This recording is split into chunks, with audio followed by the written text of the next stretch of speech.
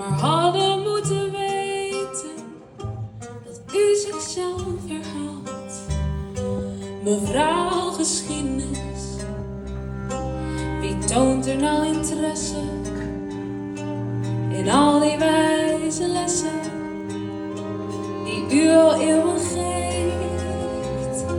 Er blijft zo weinig hangen, wiens aandacht is gevangen, uw klas loopt steeds meer leeg.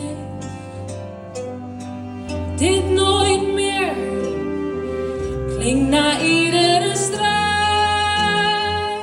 maar na enige tijd gaan die woorden verloren.